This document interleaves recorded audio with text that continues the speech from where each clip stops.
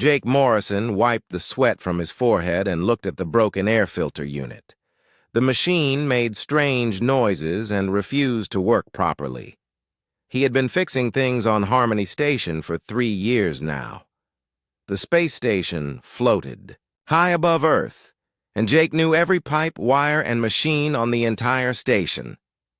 "Hand me that wrench, would you?" Jake asked his work partner for the day. Zira stood next to him, holding a toolbox. She was not human. Her skin looked like blue. Crystal and small lights moved under her skin in patterns. She came from a planet called Veltar Prime, far away from Earth. The Veltar people sent her to learn about human technology. Zira picked up the wrench carefully. Her 4 fingers were longer than human fingers. She held the tool out to Jake, with both hands, like she was giving him something very important. Jake took the wrench without looking up from his work. "Thanks, love. You're a lifesaver," he said in his normal voice. He often talked this way to everyone. Something strange happened. Zira stopped moving completely. The lights under her blue skin began to flash very fast, then very slow, then stopped, altogether. She looked like a statue made of crystal. Jake worked on the filter for 2 more minutes before he noticed Zira had not moved. "Hey, you okay?" he asked, looking at her face. Zira's large purple eyes stared at him. She did not blink. Her mouth opened and closed, but no words came out. The lights under her skin started flashing again, but in colors Jake had never seen before. "Zira, what's wrong?" Jake put down his wrench and moved closer to her. "You called me." Zira's voice was very quiet. "You said..." "Said what?" Jake was confused. "I just asked for the wrench." "You called me love." Zira's voice shook when she said the word. Jake thought about what he had said. "Oh, that. Yeah, I do that sometimes. It's just a way of talking, like saying thanks, buddy, or thanks, pal." Zira sat down on a metal box. Her legs seemed weak. "No one has ever called me that word before." "What word?" "Love?" Jake was still confused. "It's not a big deal. I call lots of people that. The coffee shop lady, my neighbor, people at work. This word," Zira said very slowly, "in my language, this word is only used once in a lifetime. When 2 Veltar decide to join their lives together forever, they say this word one time. Only one time. Then never again." Jake's eyes got wide.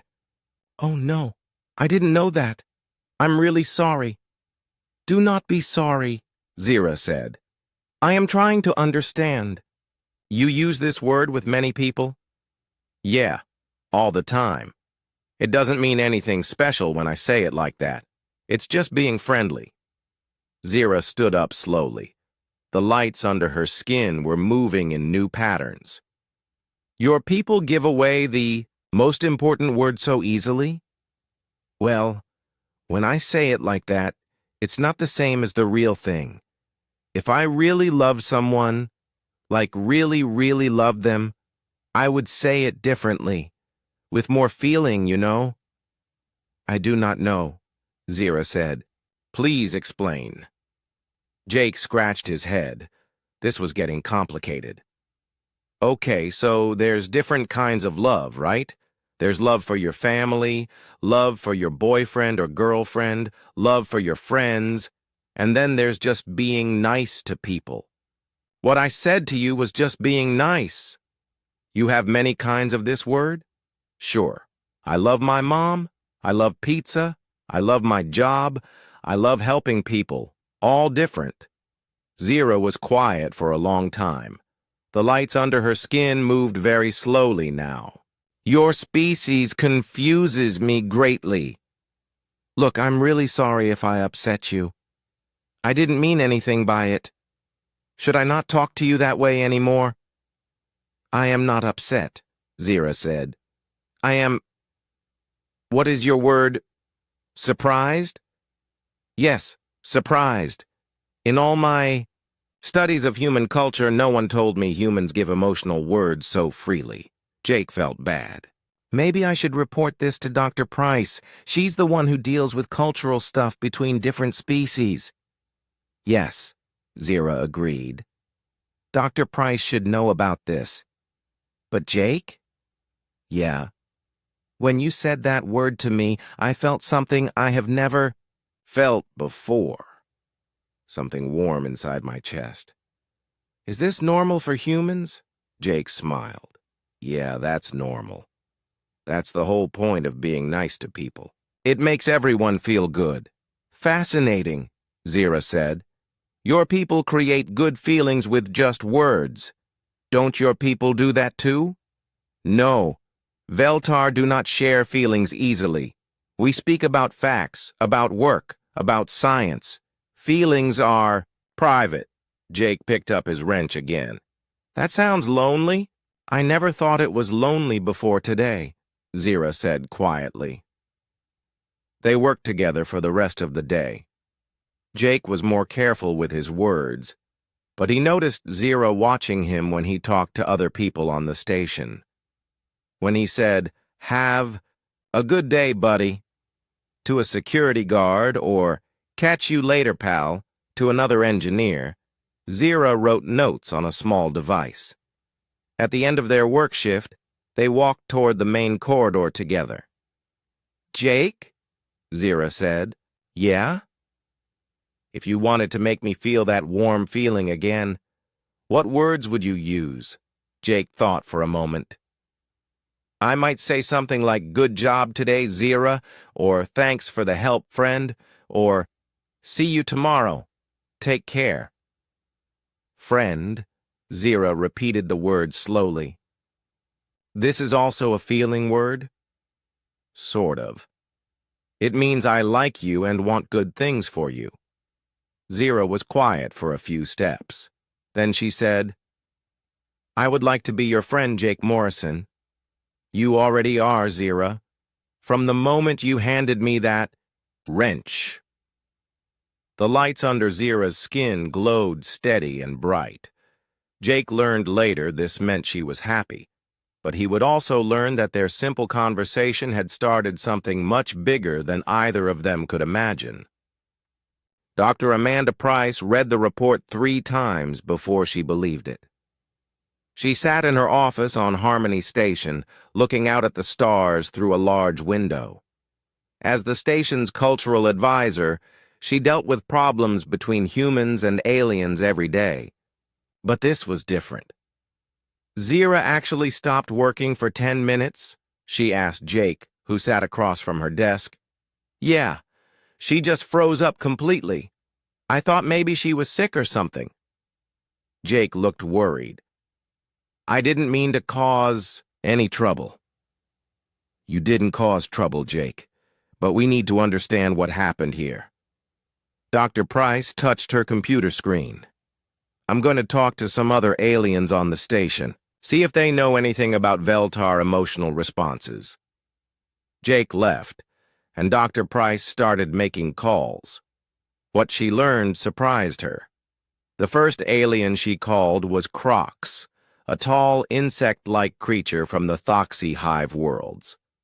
Crocs worked. In the station's computer center.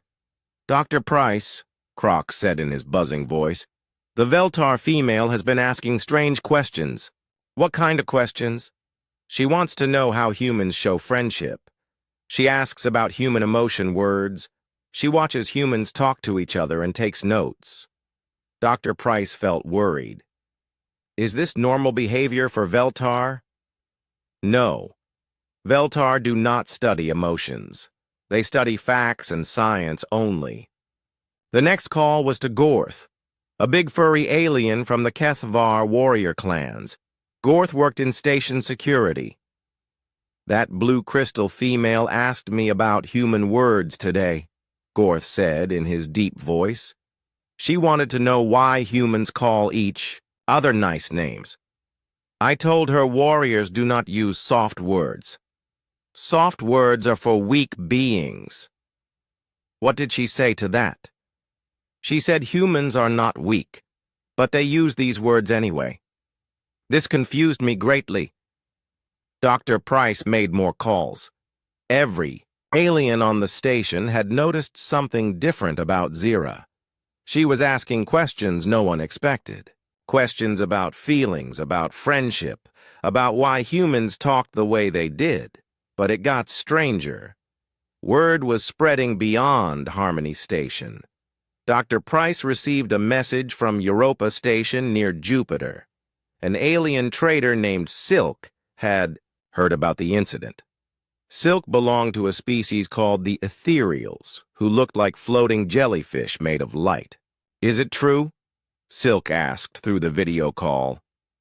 Did a human really call an alien by an emotion word without any ceremony? It appears so, Dr. Price said carefully. Why does this matter to your people?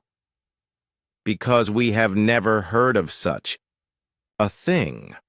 Among ethereals, emotion words require the approval of the entire community. One being cannot simply give feelings to another being. More messages came in, from Mars, from the asteroid belt, from ships traveling between planets. Aliens everywhere were talking about what Jake had done. Meanwhile, Jake continued his normal routine. He had no idea that aliens across the solar system were discussing his simple words. He went to work, fixed machines, and talked to people the same way he always had. Morning, pal, he said to Vex, a robot-like alien who worked in the power systems. Vex stopped walking. Pal? What is pal? It means friend, buddy. You know, someone you like. You like me? Vex asked. His mechanical voice sounded surprised. Sure, you're a good worker. You help people. Why wouldn't I like you? Vex was quiet for a moment. My people. Do not speak of liking others. We speak only of efficiency and function. That sounds boring, Jake said with a laugh. Don't you ever just enjoy being around someone? I do not understand this concept. Jake patted Vex on his metal shoulder. Stick around, buddy. You might learn something. Carl Bennett, Jake's best friend and fellow engineer, watched this conversation from across the room. He walked over to Jake when Vex left. Jake, you need to be more careful, Carl said quietly. Careful about what? The way you talk to aliens. Word is getting around that you're causing some kind of cultural problem. Jake laughed. Come on, Carl. I'm just being friendly. What's wrong with that? Nothing's wrong with being friendly to humans. But these aliens don't understand friendly. They think you're doing something important when you call them buddy or pal. That's their problem, not mine. I'm not going to change the way I talk just because they don't get it. Carl shook his head. You might not have a choice. Dr. Price is getting calls from alien governments. They want to know what humans are trying to do. But Jake wasn't the only human causing confusion. Other humans on the station continued to use friendly words with aliens, not knowing about the growing concern. Lisa Chen, who worked in the food court, said, "Thanks, sweetie," to every customer. A group of Archon aliens, who looked like walking crystals, spent an hour discussing what sweetie might mean in their formal language. Bob Garcia, a security guard, called everyone chief or boss as a joke. This confused the Kethvar aliens, who thought Bob was challenging their authority. Even Dr. Price found herself in trouble when she said, "Take care," to an alien diplomat. The diplomat spent the entire night trying to figure out what humans wanted him to take care of. Zira watched all of this happening. She carried her note-taking device everywhere, recording how humans talk to each other and to aliens. Her research was becoming very detailed. She noticed that humans used different emotion words for different situations. They said, "love you," to family members who called them on the phone. They said love casually to people they barely knew. They said dear to older people, buddy to younger people, pal to equals. What amazed Zira most was that humans seemed to create good feelings wherever they went just by talking. They made others smile, laugh, and feel welcome. No Veltar had ever told her this was possible. She began to understand that Jake's words to her were not special because they were rare. They were special because humans gave emotional gifts to everyone, every day, without thinking about it. This realization scared her and excited her at the same time. If humans could share feelings so easily, what did that mean for species like hers, who kept all feelings locked inside? Late at night, alone in her quarters, Zira tried to practice human-style emotion words. She looked in the mirror and said, "Hello, friend," to her reflection. The lights under her skin glowed brighter than they ever had before. She was changing, and she knew it. But she didn't know that her change was about to become the most important event in galactic history. The next morning brought news that would shake every alien government in the solar system. 3 different species had officially requested meetings with human leaders to discuss the emotion word problem. Dr. Price looked at the messages on her desk and realized that Jake's simple thanks love had started something much bigger than anyone had expected. Dr. Helen Carter packed her bags quickly. The call had come at 3 in the morning. The Galactic Cultural Exchange Center on Europa needed her immediately. As Earth's top expert on alien psychology, she was used to strange requests. But this one was different. "Emotional contamination?" she had asked on the phone. "What does that even mean?" Now, 6 hours later, she stood in a laboratory surrounded by the most advanced brain-scanning equipment in the solar system. The problem was bigger than anyone had thought. Director Walsh, a serious man with gray hair, showed her the data. "We've documented 17 different alien species showing unusual behavior after contact with humans. All of them are reacting to what humans call casual emotional expression." "You mean friendly conversation?" Dr. Carter asked. "Apparently, what we consider friendly conversation is completely unknown in galactic society. Most alien species have never developed casual emotional bonding." Dr. Carter looked at the brain scans on the wall. "These are incredible. Show me what we're dealing with." The first scan belonged to Zira. "This Veltar female volunteered for our study," Director Walsh explained. "Look at these neural pathways." Dr. Carter studied the glowing lines on the screen. "This brain is rewiring itself. These connections shouldn't exist in a Veltar nervous system. That's what we thought. But watch this." Director Walsh played a video of Jake saying, "Good morning, friend," to Zira. On the brain scan, new pathways lit up like fireworks. "Amazing," Dr. Carter whispered. "She's developing new neural connections just from hearing friendly words." It gets stranger. We tested this with other aliens. Same results. Director Walsh showed her more scans. A thoxy insect being grew new brain clusters after a human called him Buddy. A Kethvar warrior developed emotional processing centers that his species had never possessed. "What exactly are humans doing to these aliens?" Dr. Carter asked. "We think humans are triggering evolutionary leaps. Somehow, human emotional expression is causing other species to develop capabilities they never had before." Dr. Carter sat down heavily. "That's impossible. Evolution doesn't work that fast. Brain evolution can happen quickly under the right conditions. Think of it like this. These alien species had the potential for emotional development, but no trigger. Humans are providing that trigger." A soft knock came at the laboratory door. Zira entered, accompanied by a human researcher named Dr. Kevin Ross. "Dr. Carter," Zira said in careful English, "I volunteered to help with your research. I want to understand what is happening to me." Dr. Carter looked at Zira closely. The alien's skin patterns moved in ways that seemed almost human-like now. "How do you feel, Zira?" "Feel?" Zira repeated the word slowly. "Before I met Jake, I did not understand this word. Veltar do not feel things the way humans do. We think, we analyze, we conclude.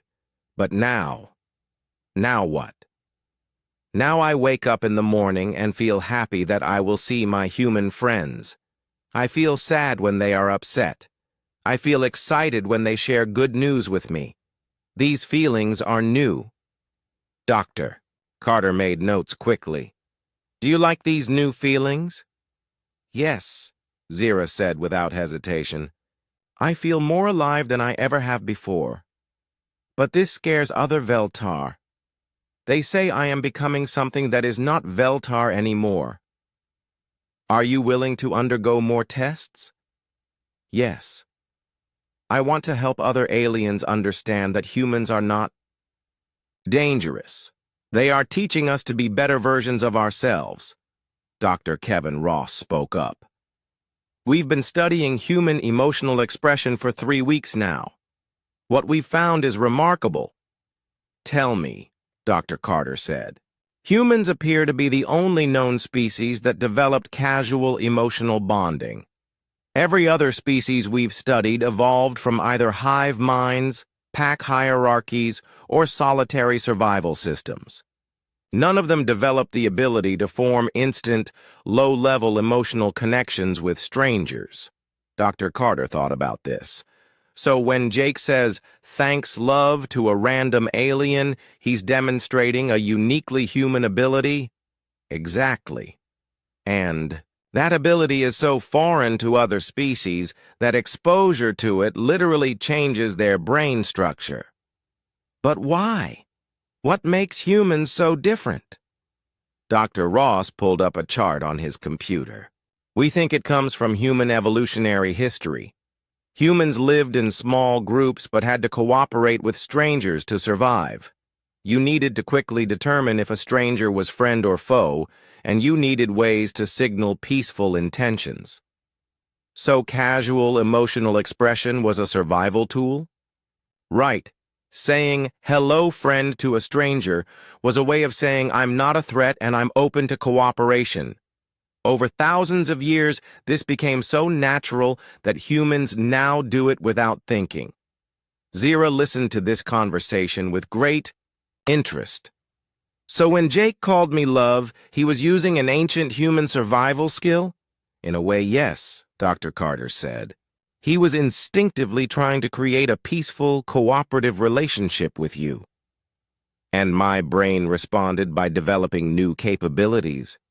Your brain recognized something it had never encountered before: instant emotional safety. It adapted to match this new environment." Dr. Carter stood up and walked to the window. Europa's icy surface stretched out below them, with Jupiter hanging huge in the sky. "This has massive implications.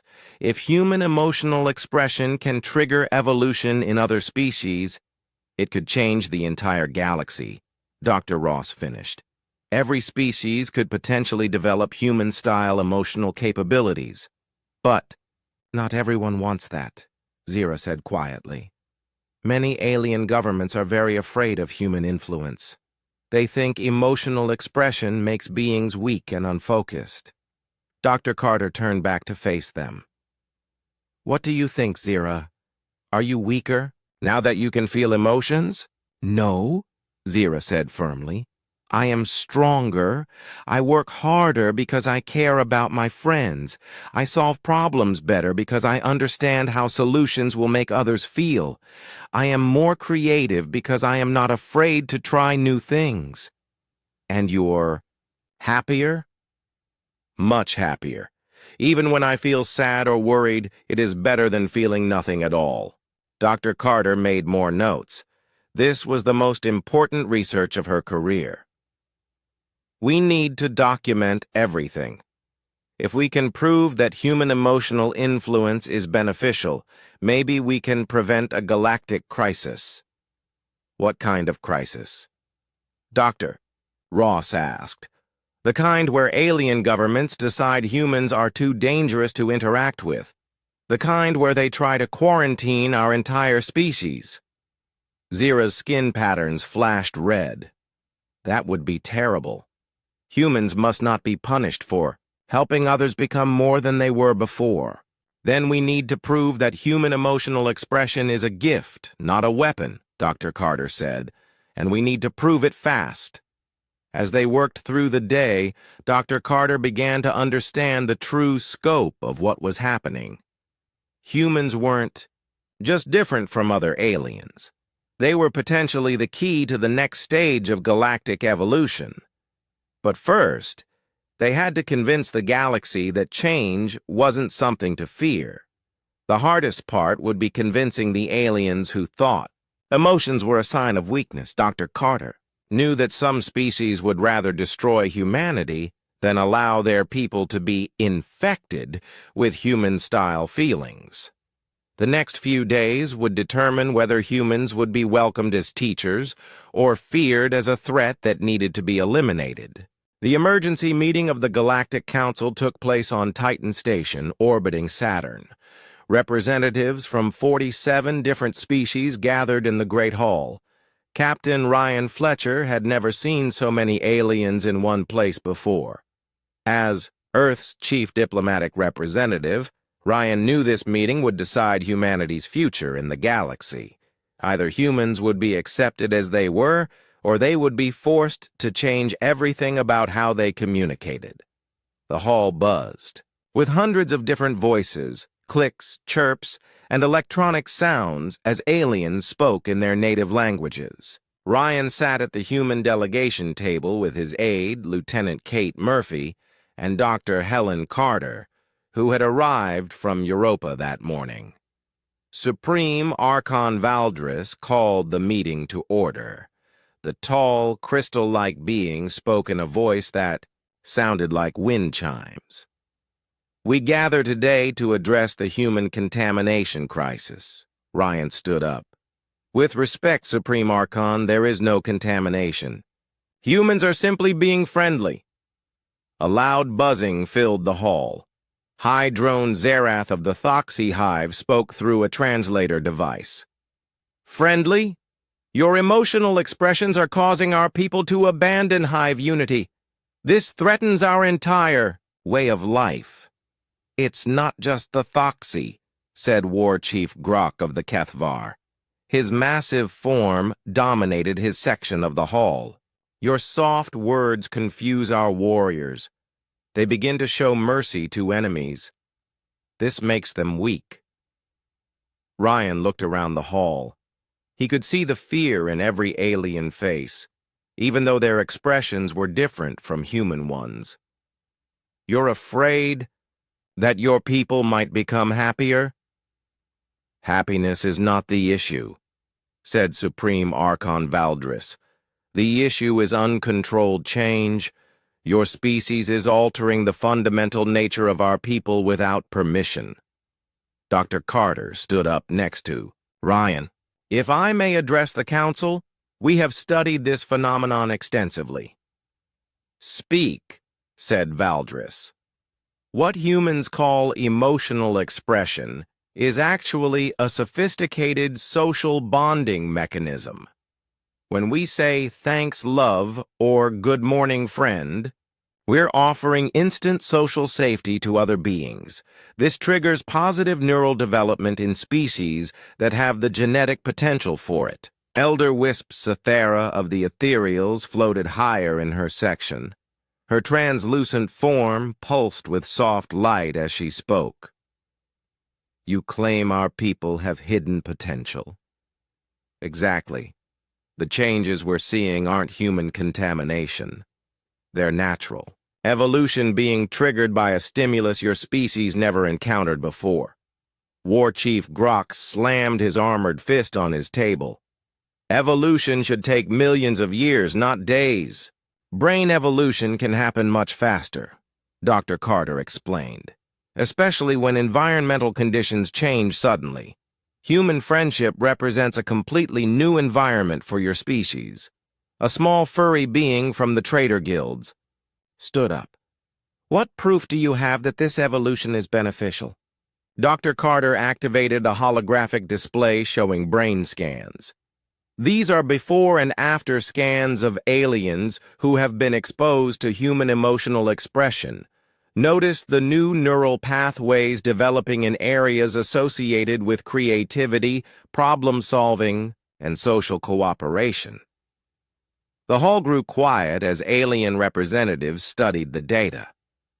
Furthermore, Dr. Carter continued, aliens showing these changes report higher satisfaction with their lives, improved work performance, and stronger social bonds with their own species. What about the risks? Asked Supreme Archon Valdris. We haven't found any negative effects. The changes appear to make individuals more capable, not less. Ryan decided it was time to make his main argument. Look, here's the truth. Humans didn't set out to change anybody. We're just being ourselves. When I thank Lieutenant Murphy here for her help, I say, thanks, Sunshine, because that's how humans show appreciation. He turned to his aide. Kate, would you mind getting me those reports from yesterday? Sure thing, Captain, Kate replied with a smile. Thanks, Sunshine. You're the best, Ryan said naturally. A ripple of reaction went through the alien representatives. Some looked shocked, others fascinated, others afraid. You see, Ryan continued, that's just how we talk. We don't think about it. We don't plan it. It's as natural to us as breathing. That's exactly the problem, said High Drone Zerath. You contaminate others without even trying. This makes you very dangerous. Or very valuable, said Elder Wisp Cythera. My people have felt isolated for centuries. Perhaps emotional connection could help us. The hall erupted in arguments. Some aliens wanted to ban all contact with humans.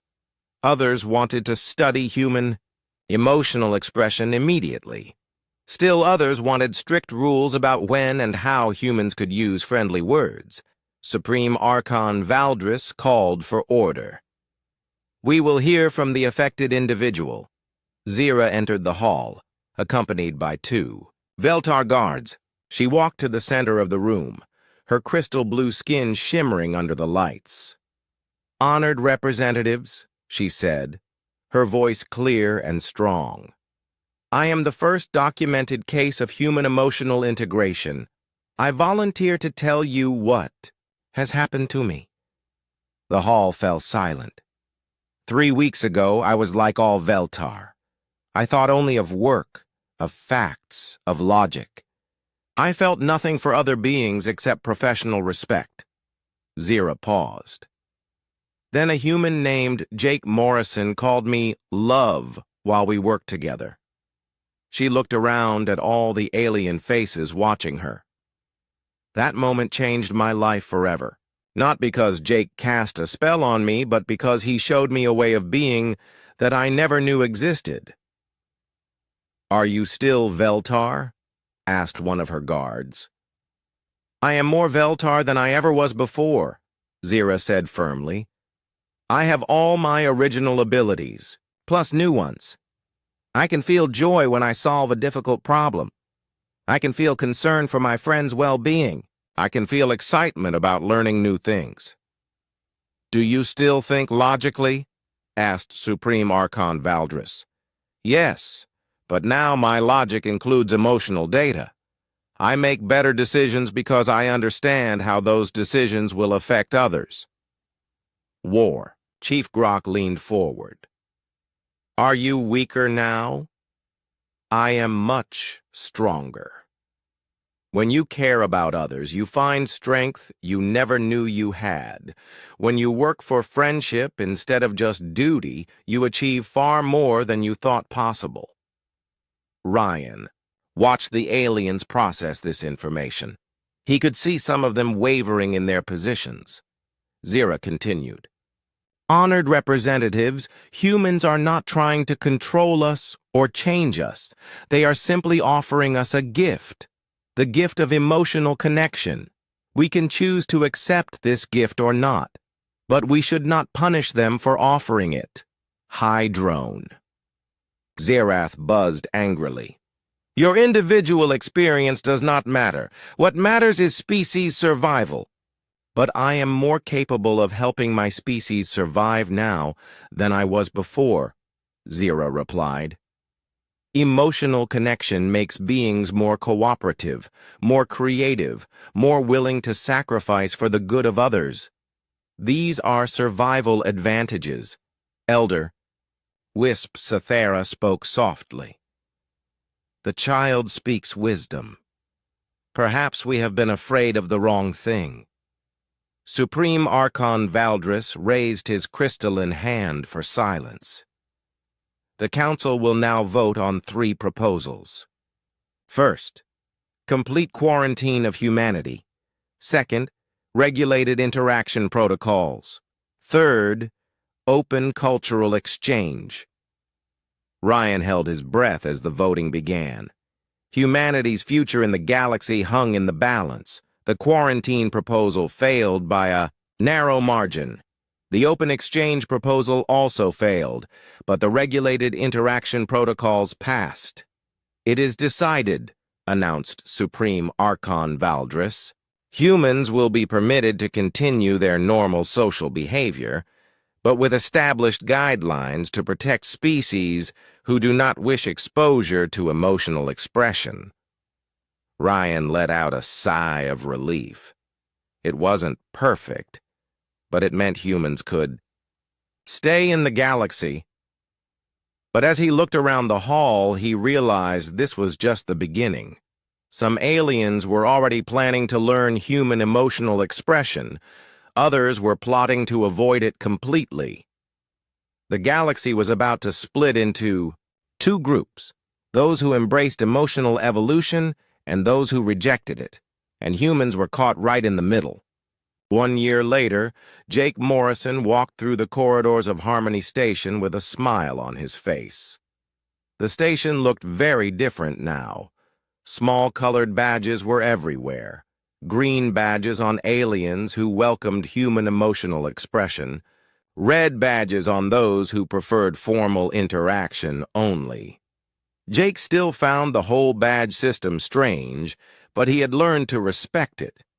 When he saw a red badge, he said things like, "Good morning, colleague," instead of, "Hey there, buddy."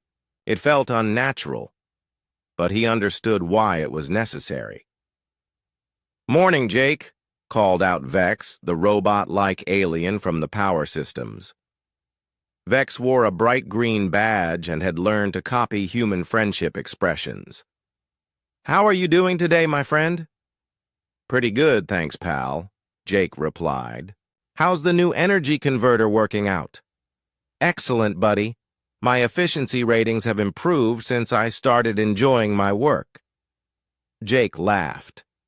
Vex still sounded mechanical when he used friendly words, but the effort was genuine. Many aliens on the station had changed dramatically over the past year. Jake's morning destination was Classroom 7, where he taught something he never thought he would teach: Human Emotional Expression 101.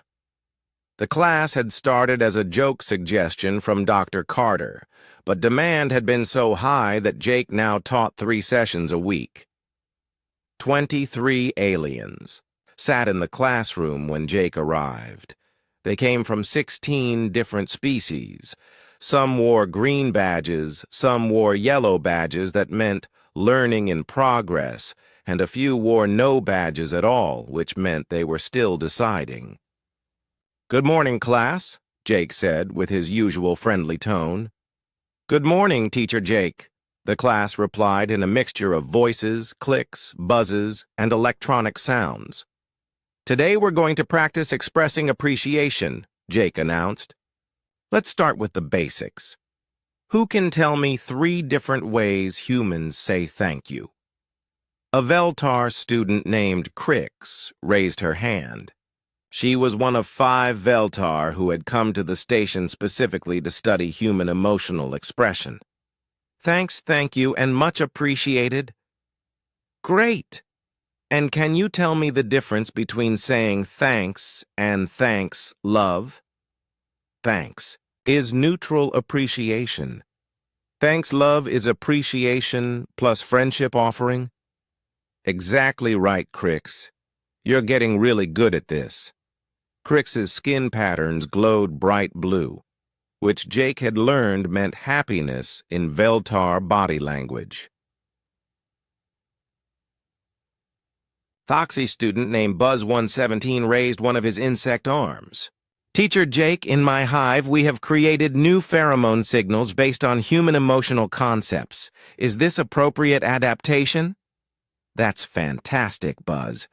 You're translating human emotions into your own cultural framework. That's exactly how this should work. Jake spent the next hour helping his students practice casual emotional expression in their own languages and customs. The ethereals had developed new light patterns for showing friendship. The Kethvar warriors had created modified war chants that expressed caring instead of aggression. After class, Jake walked to his regular engineering shift.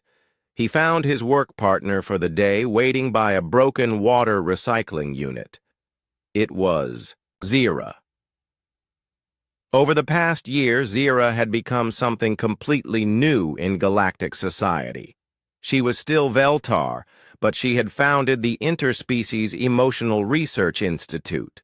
Her work was revolutionizing how aliens understood social connection.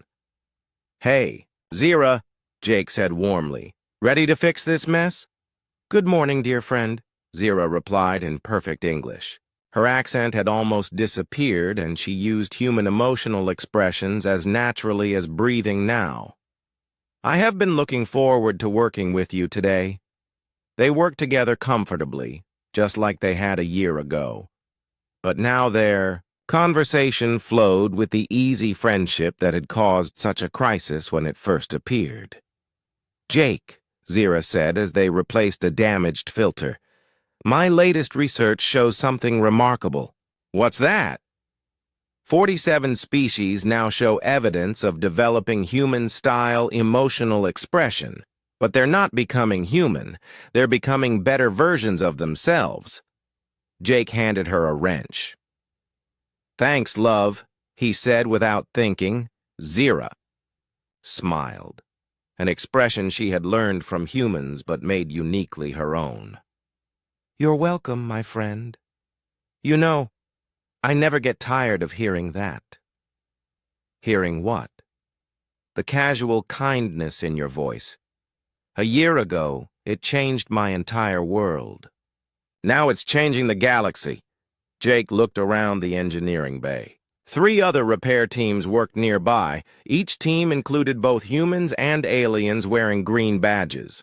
Friendly conversation filled the air in a dozen different languages. It's pretty amazing, Jake admitted. Sometimes I can't believe all. This started because I said thanks, love, to you. It started because humans are naturally kind to others, Zira corrected. You just revealed something beautiful that was already there. Dr. Carter's research had proven Zira right. Humans hadn't created something new. They had revealed something that many species could develop but had never been exposed to before. The casual, emotional bonding that humans took for granted was apparently rare in the galaxy. Not every species could develop it. The highly logical archons remained mostly unchanged, though some individuals showed mild emotional development.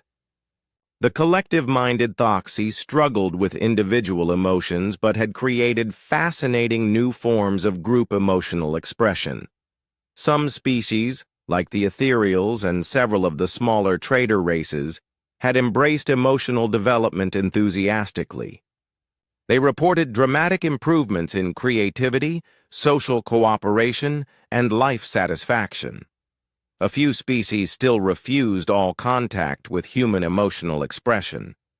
The isolationist Gurn Empire had banned humans from their space entirely. But they were a small minority.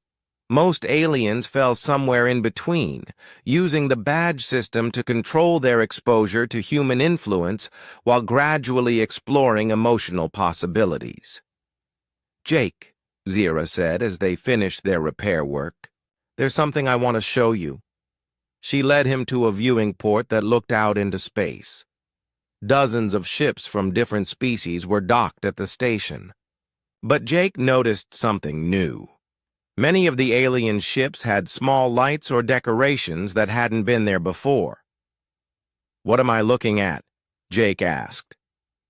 "Friendship signals," Zira explained. "Ships from species that have developed emotional expression now display signals showing they welcome social interaction. It's becoming a galactic custom." Jake watched a Veltar ship signal greetings to an ethereal vessel with patterns of blue light. The ethereal ship responded with swirling golden patterns. "They're talking to each other just to be friendly," Jake realized. Yes. Before human influence, most species only communicated when necessary for trade or politics. Now, many aliens communicate, simply because they enjoy social connection.